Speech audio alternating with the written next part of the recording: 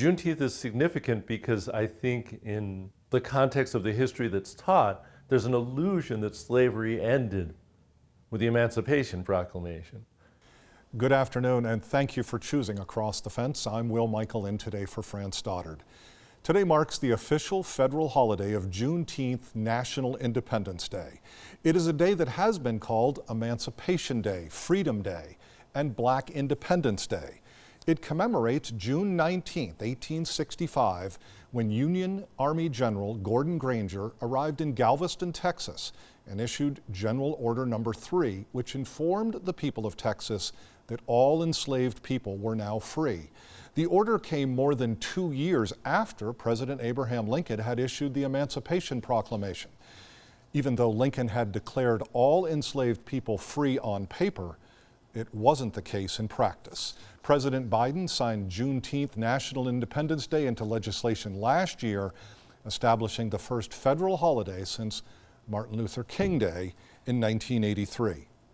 Today we're asking scholars and historians, how did we get here? What does Juneteenth mean as our country continues to try to create a more perfect union? Here's Civil War historian Howard Coffin to discuss President Lincoln and the Emancipation Proclamation issued on New Year's Day, 1863. On the way to Washington to become president, he takes this long train trip from Springfield.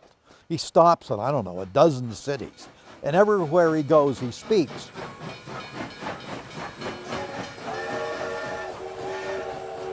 And obviously, he's been cautioned by people like Seward, don't talk about slavery. And he doesn't, until he gets to Independence Hall near the end of the trip in Philadelphia. And he raises the flag there, there's a huge crowd, and he can't contain himself. What he talks about is the Declaration of Independence. And he says what's kept the country together for so long is not getting free from England. It's the promise that eventually this country will bring about the lifting of the weight from all men in all the world. He's talking about slavery. And he says that that is the principle that he wants to use to guide his governing. And if he can't do that, he says, he would just as soon be assassinated right on the spot. Now, take away the assassination talk, which is strange, but what he's saying here is just about what he says 2 years later at Gettysburg. 7 years ago, our fathers brought forth in this continent a new nation conceived in liberty and dedicated to the proposition that all men are created equal. So it's been in his mind a long, long time. How is the war going when Lincoln tells his cabinet he's going to issue the Emancipation Proclamation? In the spring and early summer of 1862, the Union has suffered a horrible defeat. In the Peninsula Campaign outside Richmond, McClellan has been beaten by Robert E. Lee. Lincoln, right after this, tells two members of the cabinet, Wells and Seward, that he's planning to issue an Emancipation Proclamation. On the 22nd of July, 10 days later, he tells the whole cabinet what he's going to do. Seward says, wait a minute, we can't do it now. If we do it now, it's going to look like weakness. It's going to look like we're trying to cover up the defeat. We need to wait until we have a military victory. And Lincoln, after some discussion, agrees. There's quite a wait. In August, there's a great defeat at Second Bull Run. But in September, on the 17th, comes Antietam. And that is a narrow Union victory. Lee's invasion of the North is turned back. What's the reaction in Vermont? What Emancipation Proclamation is issued? Vermont had banned slavery since its inception, 1777. What's the reaction up here and in the Union overall? Those who hated slavery, the Vermont abolitionists, thought it was a great step forward. Listen to rather prominent abolitionist Rufus Kingsley from Fletcher, who's serving in the 8th Vermont Regiment. He writes in his diary, "Thank God, the word has at last been spoken. Light begins to break through. Let the sons of earth rejoice. Sing praise to liberty. Let tyranny die. Lift every voice and sing."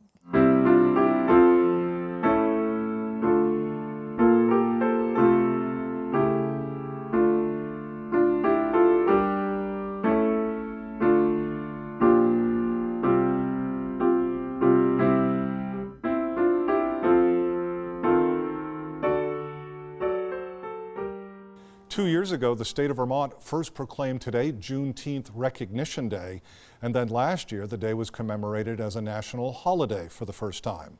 Across the Fence's Keith Silva sat down with a longtime member of the University of Vermont community to discuss the significance of Juneteenth as a national holiday. Juneteenth is significant because I think in the context of the history that's taught, there's an illusion that slavery ended with the Emancipation Proclamation. And Juneteenth is significant because it actually does mark the, at least, end of formal slavery. There was still sharecropping, there was still indentured servitude in certain ways, but Juneteenth marks, at least in US history, the formal end in the then United States of slavery, not the Emancipation Proclamation. And I think that's a significant and important piece. And what about for you personally? To be honest, as a family, we didn't have any place to celebrate it until we actually came to Vermont. So Vermont's the first place I've been where there have actually been, at least in the Burlington area, activities to go to. I was aware of it, but we were talking about education. It was certainly nothing I got in K-12. It wasn't until graduate school that I actually became aware of the disconnect between the idea that the emancipation freed all the slaves and Juneteenth. For me, it wasn't something that my family had gotten in their own education, and so I didn't really find out about it until I was much older. How does Juneteenth inform the university when most of the students are away? Well, to be fair, it's not that there's no students. We have an active summer program. We have an active continuing and distance ed program. Just because we don't have classes, all of our students aren't gone. And so it's an opportunity for them. Our faculty and staff live here. It's an opportunity for them and their school-age children who are K-12 to attend and involve. So I think that it directly impacts the campus, not as much as if all 12,000 students were on campus, but certainly it involves the campus community writ large. Do you think, as a scholar, as a teacher, that was George Floyd that spark? Why now, Sherwood? I would certainly say that Black Lives Matter and George Floyd were a factor, but not the only factor. Certainly, sadly, you saw a response to Confederate monuments and states taking down Confederate flags as a result of the church shootings, right? So change is inevitable. When I was growing up, there was no Martin Luther King Day, right? So what sparked there to be a Martin Luther King Day? It's not just one thing, though certainly I think that the Black Lives Matters movement and, all right. The only reason I think George Floyd is significant is this. You go back to the civil rights movement. The thing that motivated people was suddenly on the news, they saw unarmed people being attacked with fire hoses and dogs. Right. You could not then argue that there is justice and equity for all, right? So I think what happened was, at least for me, I can't speak for anybody else, there's a visceral reaction to watching somebody utterly non-pulsed, kneeling on somebody's throat for almost 10 minutes while people are yelling and screaming at them that the person needs help. When the person is saying they can't breathe, you have some reaction to that, right? So I think that these are cumulative events and not, it would be great if there was just the one thing that flicked the switch. I think these are cumulative events, and you build up enough inertia to sort of move the arc of history, as Martin Luther King used to say, in a certain direction, right? And sadly, you get backlash from it as well. So it's not as simple as, oh great, now we've got this holiday. Well, I've run into situations where it seems as if these are, all right, Juneteenth or MLK Day, these are black African American holidays. In my view, first of all, it's great that they're celebrating my people's history, but either these are US holidays just like everything else, or you need to start saying that Washington's birthday is a white holiday, right? Awareness of the histories of the people that make up this country are important to all of us, not just the group that happens to be celebrating the holiday on that day. I think national holidays are a statement about what the nation sees as relevant and important. Whether people participate or not is a whole other issue. But the fact that there is a national holiday says that this is seen as significant for the nation. I think that's important. It's not sufficient, but I think that that's important. Whether you participate in them, or, which I think is good, but we're always picking and choosing what we participate in, so that's natural and normal at some level. But I think the piece for me where the holidays kick in, going back to our first start in this conversation, is if it's a national holiday, then one would expect that it was discussed in school. If it's not a national holiday, maybe, maybe not. But if it's a national holiday and you have students leaving a school system and not knowing what the significance of the holiday is, to me, as an educator, that's inherently problematic. Our thanks to Dr. Sherwood Smith for speaking with us about the significance of Juneteenth, which, as we've noted, occurred more than 2 years after the Emancipation Proclamation and 2 months after the end of the Civil War. Here's Vermont historian Howard Coffin joining Across the Fence associate producer Keith Silva in Petersburg, Virginia, for the beginning of the end of the war. After 9 bloody months of trying, the Confederate defenses at Petersburg are finally broken by a farm boy from Windham, Vermont, Charles Gould. It is one of the Civil War's great moments. And today, a 424-acre battlefield park, Pamplin Park, preserves the site. 14,000 men coming through that field, and up in the front was Charles Gould and his company, and somebody hollered behind him, "Bear to the left." And he thought it meant for the whole formation to go that way, but as it turns out, Gould's company were the only men who started off in the direction toward that creek. And they crossed that creek and came up against the Confederate earthworks all by themselves. What to do? So Gould comes over the top and down into these trenches, and the North Carolinians light into him. He's sabred in the head, he's sabred in the face, he's bayoneted in the side.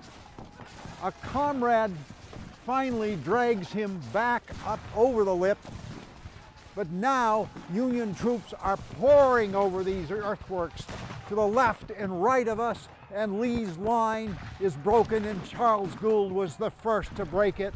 And Lee will now have no choice but to order Petersburg abandoned, and then Richmond as well. Charles Gould is taken to a Union hospital, and he will survive to live a rather long life back in Vermont.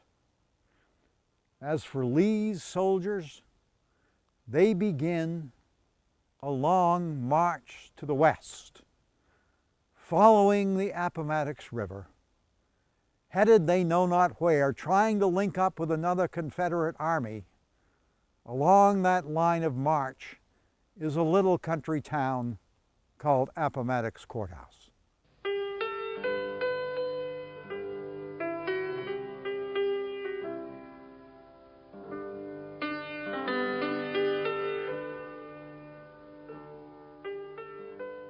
Robert E. Lee's once great army of Northern Virginia was down to 50,000 men when it left Petersburg.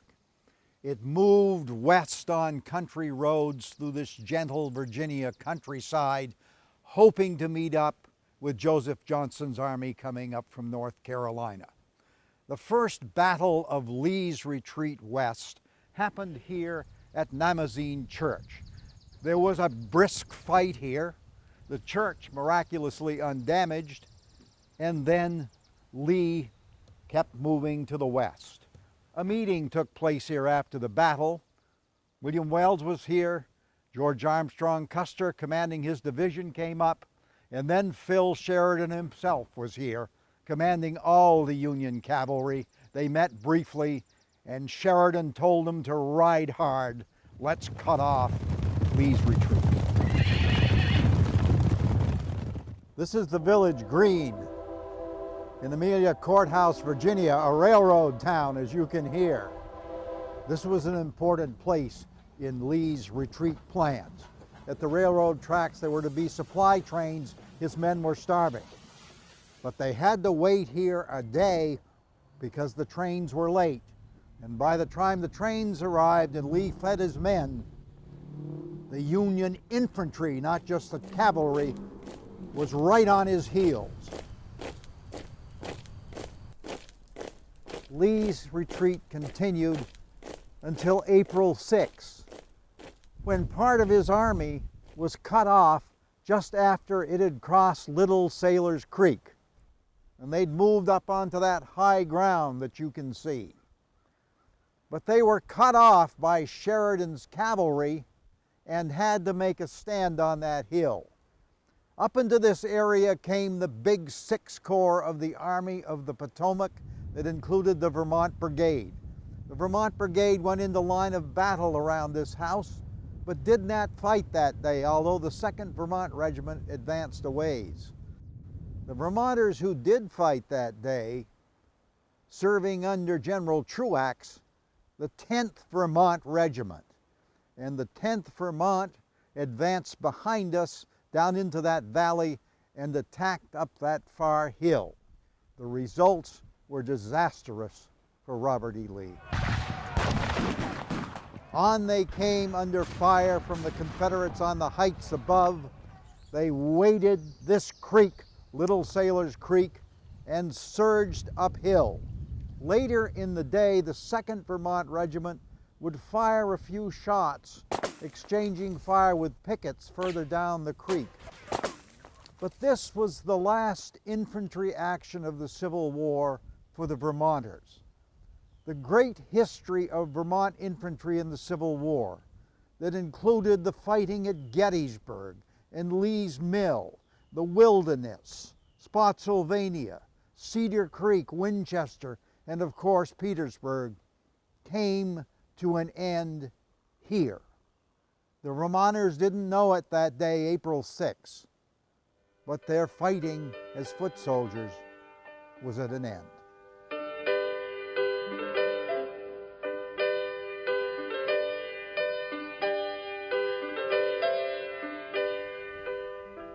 The Confederate troops arranged on this high ground never had a chance.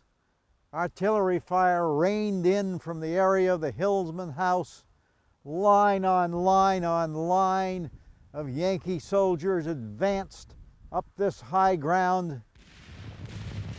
Cavalry, Union cavalry, came in from the east, and soon the Confederates were surrounded and surrendered in droves. 8,000 Confederate soldiers laid down their arms up here above Little Sailor's Creek. Among them, the famous Confederate general Richard Ewell, Baldy Ewell. Some said he was in tears, seated on the ground when he gave up. His Civil War was over. From the high ground in this area, Robert E. Lee got a distant view of the fighting at Little Sailor's Creek. He turned to an aide and said, "My God, is my army dissolving?" A series of messages was about to be exchanged between Lee and Grant concerning the surrendering of the Army of Northern Virginia. The morning of April 9th, John B. Gordon received permission from Robert E. Lee to make one try at breaking through the Union cavalry, which was blocking the route west. Right in this area where this fence is, Gordon's men moved forward against a line of Union cavalry up along that tree line. In that line, the 1st Vermont Cavalry under William Wells of Waterbury. Firing began, and then the cavalry began to ride off to the right.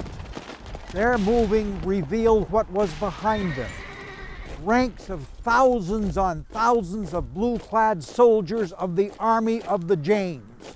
Gordon saw that, and it was too much. And he sent word back to Lee, "We cannot break through." But those cavalrymen were under the command of one of the fightingest generals ever, George Armstrong Custer, and he ordered an attack. When suddenly a blue-clad officer shouted orders to lower your rifles. You'll never have to use them again in this war. The charge was stopped. The fighting ended.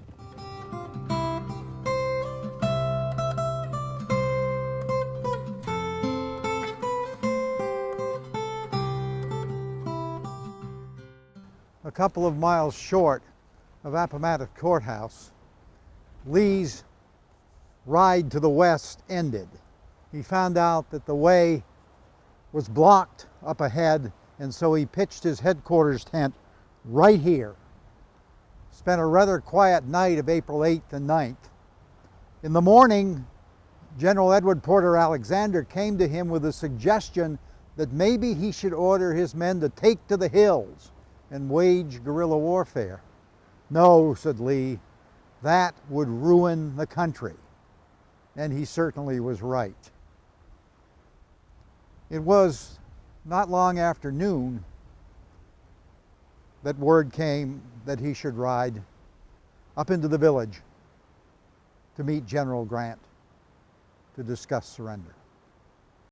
Lee rode up on his big war horse Traveler coming from this direction, Grant coming in on Cincinnati from this direction, riding into the courtyard and climbing the stairs into the house to meet in the parlor. April 9th, 1865, the home of Wilmer McLean at Appomattox Courthouse. McLean, of course, had moved from Manassas after the first battle of Bull Run down here to southern Virginia to get away from the war. And suddenly it's the centerpiece of the war, his home. General Lee was waiting in his best dressed uniform when Ulysses Grant arrived. There was a time of informal chatter as Grant well remembered Lee from the Mexican War. Lee may not have remembered him so well. It was Lee who finally called attention to the matter at hand, which was the surrender of the Army of Northern Virginia. About an hour and a half of talk, writing. At the end, Lee asked for an addition to the terms that the men be able to take their horses with them, his men, for the spring planting, and Grant agreed. Grant reflected on the day, and he remembered that on looking at Lee, he was unable to determine in any way what seemed to be on Lee's mind. What was he thinking?